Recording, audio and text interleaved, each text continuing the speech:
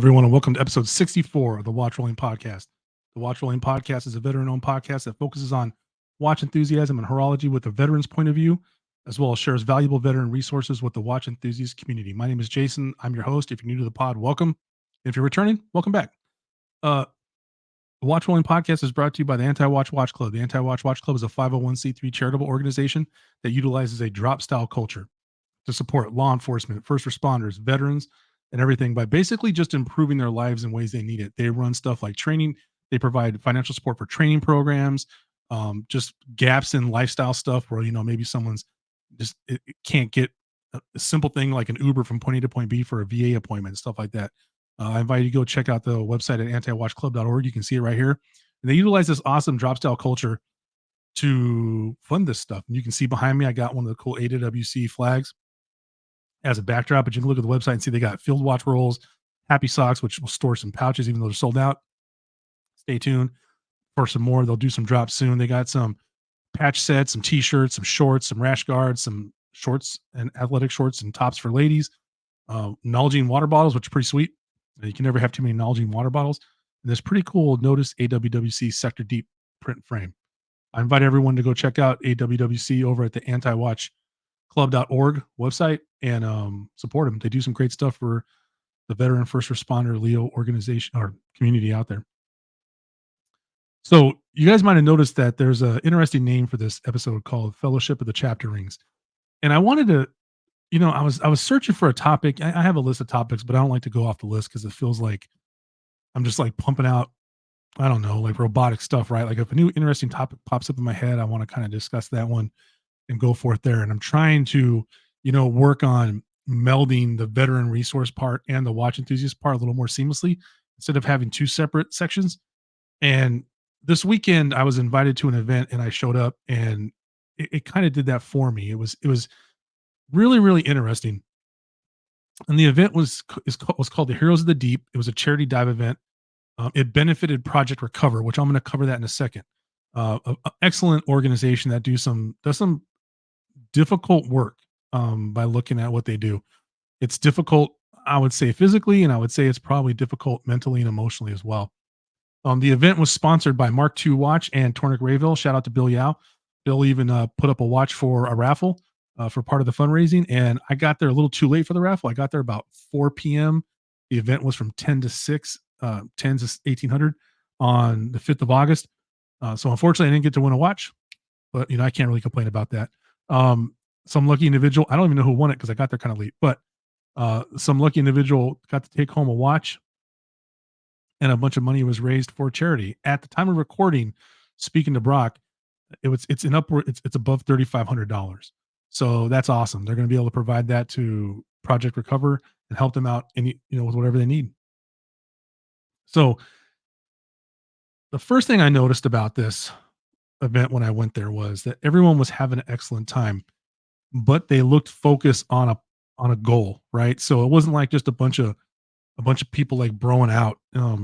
It was a bunch of people who were doing something with the goal in mind, and it was apparent. It really brought me back to like the teamwork you experience on a ship for me, anyways. Or maybe in an army unit for someone like Alex, or Cody from AWWC, or Brock's a Navy diver, so maybe for like Brock because he's still active duty, or even Eric who is a police officer up in Canada. But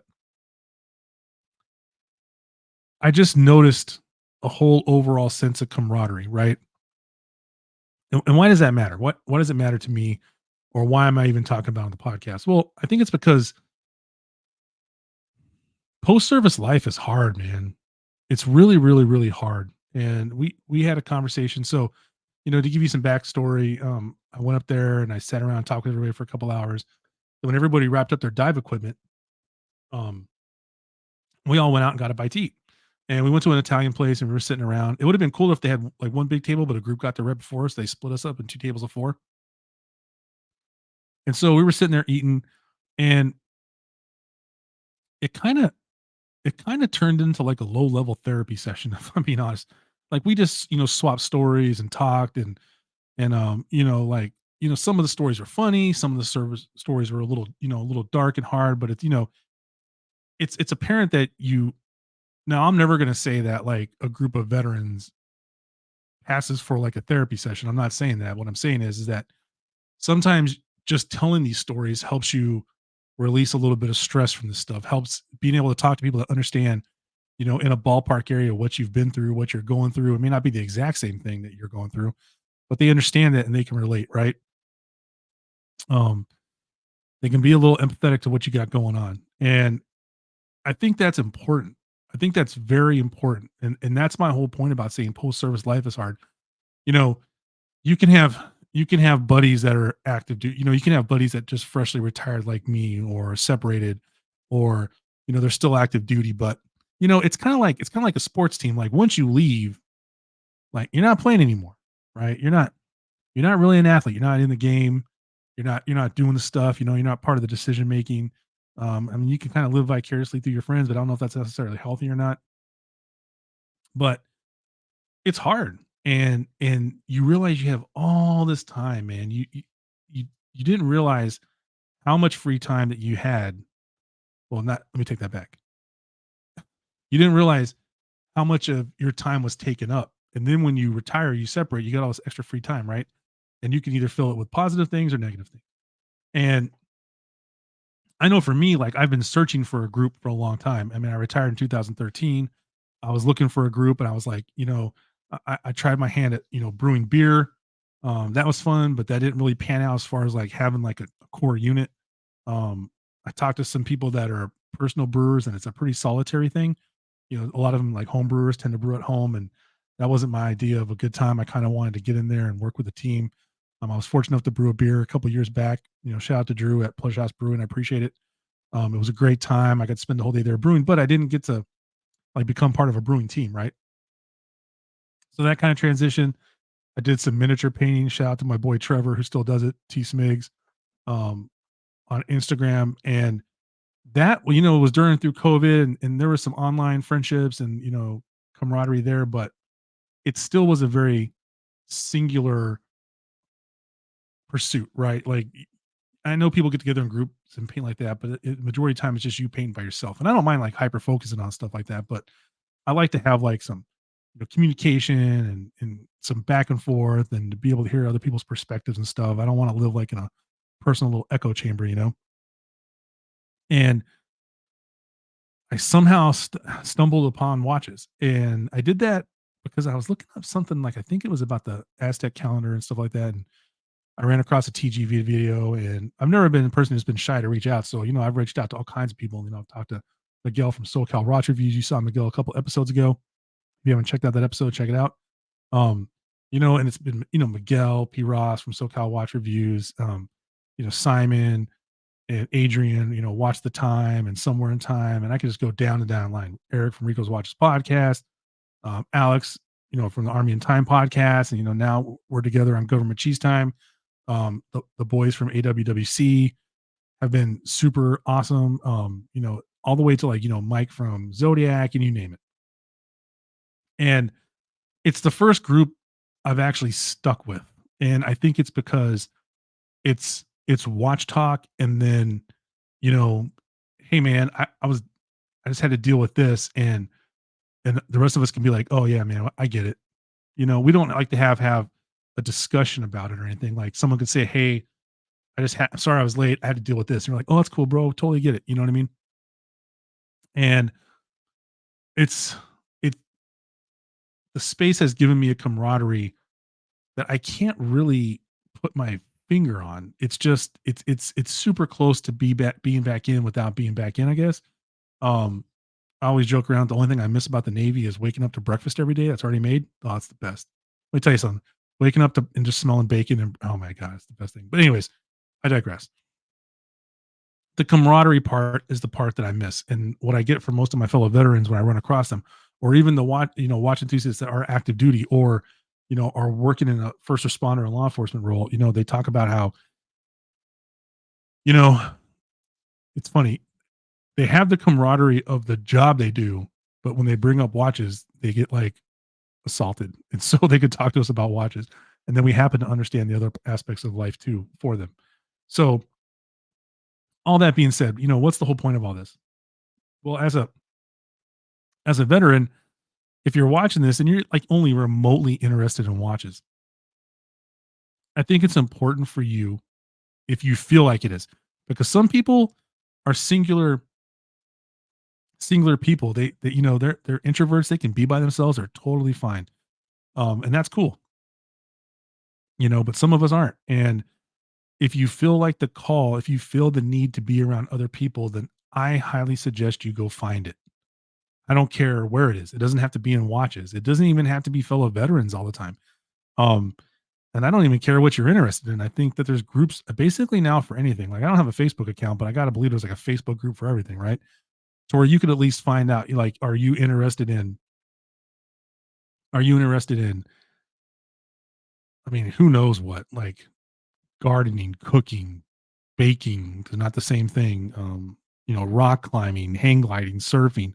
Do you like to do research, or do you like to write? Do you like to write? Do you like to read?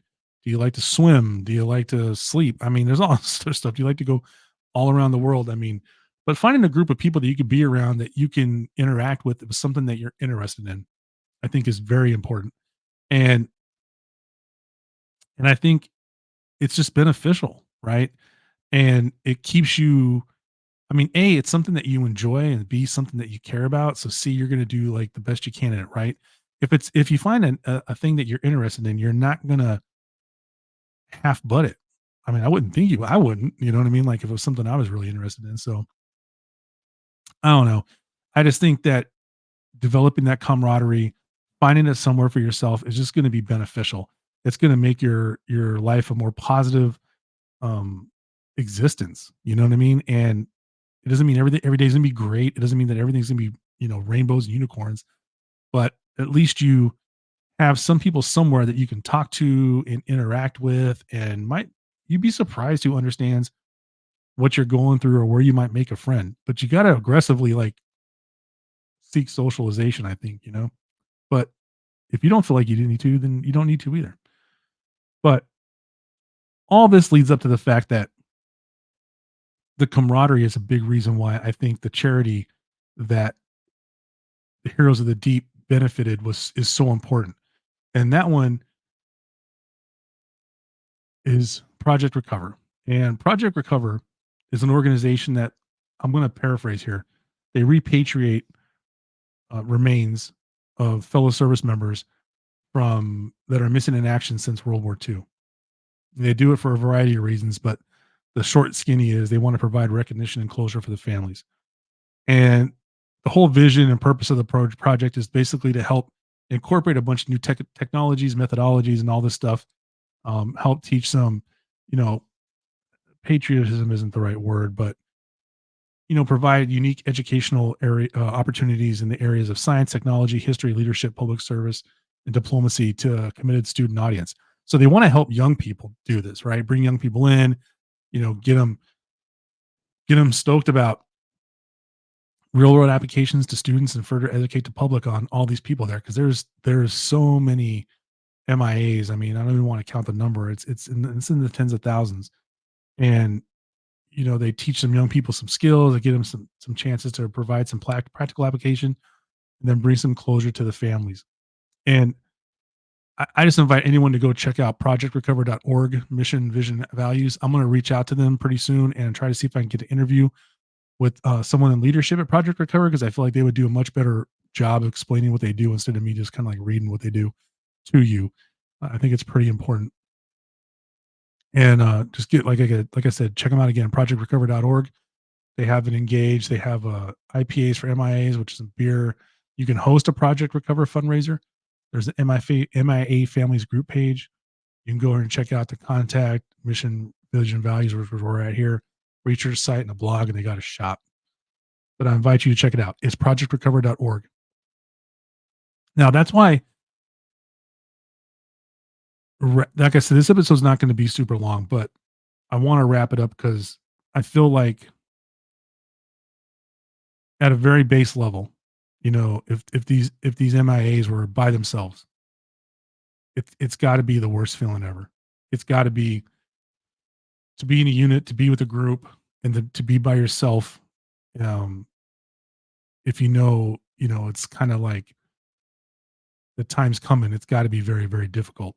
And to be able to bring these service members home so they can, you know, be with their families, I think is very, very important. And I think it's definitely a mission worth supporting. I've already volunteered for next year. I told Brock and Eric, like, dude, I'll sit at the tent, I'll help out however I can, pass out stuff, give people water bottles, whatever.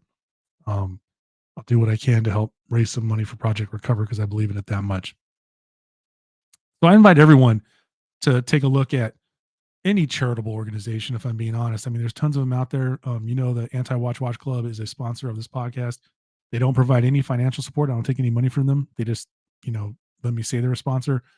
They are a sponsor. They talk to me. We talk back and forth, and I get the word out about all the good stuff they do because they do a ton of good stuff.